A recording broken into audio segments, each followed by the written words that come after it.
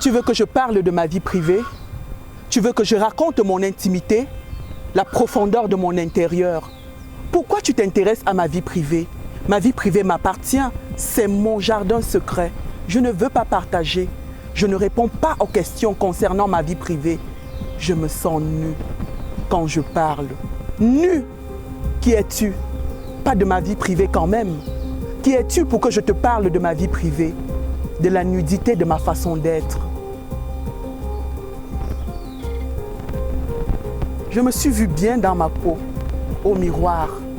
Devant mon miroir, je me suis vue bien dans ma peau. On peut avoir une vie boiteuse et rester bien dans sa peau. Dans ma chambre, je ne sors pas, mais je me sens bien. Ce n'est pas lui qui fait ma vie. Ce n'est pas lui qui me fait. Je suis indépendante. Même quand je vais mal, je suis indépendante. Je ne partage pas ma nudité. C'est ma vie privée et je ne la veux pas publique. C'est grâce à mes mini-jupes qu'il est devenu fou de moi. Mon corps sexy, mes mini-robes. Plusieurs fois dans la rue, il m'a suivi en mini-jupe. J'étais toujours en mini, toujours en sexy. J'adorais ma peau dans le petit vêtement devant mon miroir. Plusieurs fois dans la rue, je l'ai vu baver, accrocher son regard sur moi, me manger des yeux grâce à mes mini. Quand j'ai répondu à son sourire d'amour, il venait chez nous tous les soirs. Il venait avec la voiture de son ami. C'est avec la voiture de son ami qu'il est venu chez mes parents le premier soir. Il planait dans un romantisme à la hauteur de mes mini.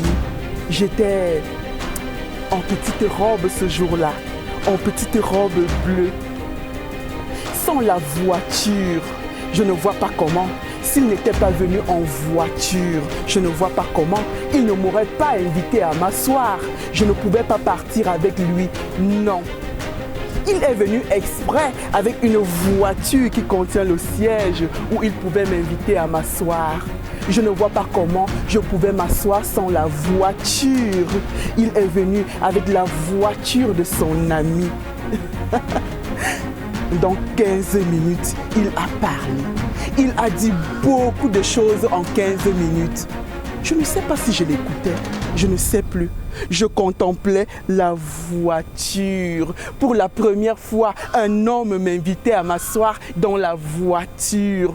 Dans une voiture venue exprès pour que je m'asseye, pour m'inviter à m'asseoir.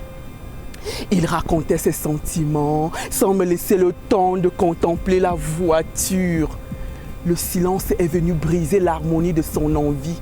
J'ai entendu mon siège se coucher avec moi. Il avait pressé un bouton pour que mon siège se couche. Je ne savais pas avant que le siège de la voiture se couchait. C'était extraordinaire. Ses lèvres sur les miennes, sur un siège de voiture couché. Un siège couché grâce à un bouton touché peut-être au hasard, je ne sais pas. Sans la voiture, je ne vois pas comment. Il ne pouvait pas m'inviter à m'asseoir sur un siège sans voiture.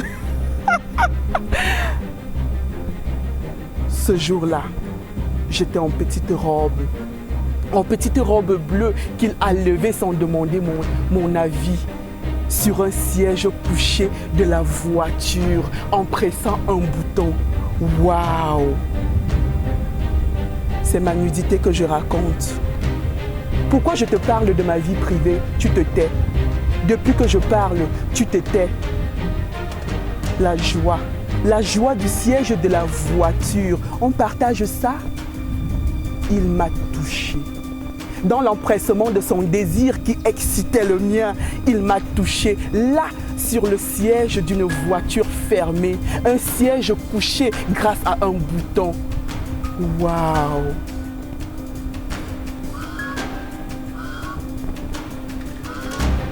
Dans une Toyota, une starlette de la forme d'une femme, j'ai connu l'amour ce jour devant le portail de mes parents. Heureuse, pas consentante, mais heureuse. Les autres jours, J'attendais. J'attendais la voiture, la starlette de l'ami de ce gars fou de moi. J'attendais pour m'asseoir, et surtout pour m'asseoir sur ce siège qui s'étale au toucher d'un bouton que je ne connais pas. J'attendais qu'il vienne, qu'il ne dise rien, qu'il me prenne à volonté sur le capot de la voiture devant la barrière de mes parents. C'est extraordinaire. Et puis, c'était la folie totale. Le capot, la folie sur le capot. Je ne savais pas avant qu'on pouvait faire ça sur le capot, avec mon dos collé sur la tôle de la voiture, devant la barrière de mes parents. Sans savoir comment j'ai crié, « Épouse-moi, épouse-moi !» Le plaisir. Le plaisir vous fait dire des choses, je vous jure. Le cri est venu de l'intérieur, du centre de mes entrailles, du centre de la folie qui vous emporte parfois sur le capot devant la barrière de mes parents. Et puis, ce n'était plus pareil. Dans sa maison, c'était dégoûtant. Il a brûlé mes minis. Une femme mariée ne met pas de mini. Pourquoi? Pourquoi une femme mariée ne met pas de mini? Est-ce qu'il y a des vêtements réservés?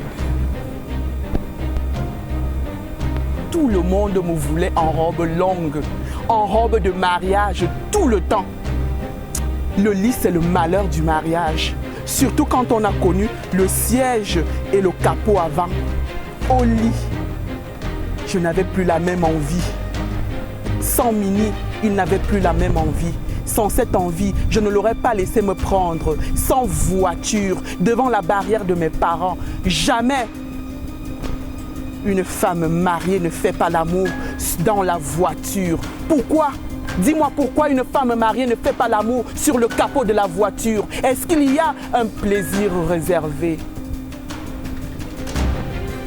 Une nuit, en robe de nuit, j'ai attendu mon homme, prête, en robe de nuit, bien coiffée, sexy, dans l'ivresse de l'envie, en robe de nuit. Il est entré et s'est dirigé tout droit dans la chambre. Sur le lit, il m'attendait et dans le fauteuil, je l'attendais. Une pluie tombait sur le toit. Une pluie qui dévoile le refus de l'insatisfaction. Quand je l'ai entendu ronfler vers 4 h du matin, j'ai ouvert la porte et je suis parti à la recherche de ma liberté.